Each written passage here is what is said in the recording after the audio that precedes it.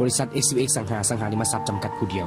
ประกาศขายดินด่วนบ้านโจมณีเมืองไซเศรษฐานครหลวงเวียงจันทน์เริ่มจาก3แยกต่อหน้ากรมพระราธิการใหญ่แล้วแล่นซื้อเลียบกำแพงไปทางบ้านโจมณีแล่นไปประมาณ500เมตร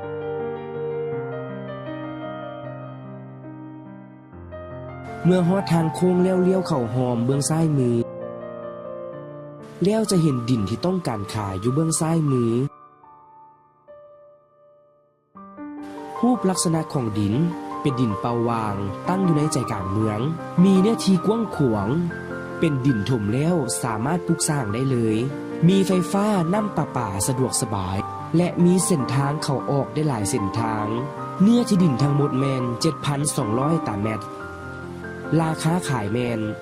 600 เหรียญต่อตารางเมตรราคาสามารถต่อรองกันได้สนใจติดต่อสอบถามได้ที่เบอร์020 5537 6676 020-5862-1222 020-2299-2993 สามารถติดตามพวกเขาได้ที่เว็บไซต์ www.xvxlao.pkitr.com Facebook XVX Lao PKitR YouTube XVX Lao PKitR และอีเมล info@gmail.com ขอขอบใจ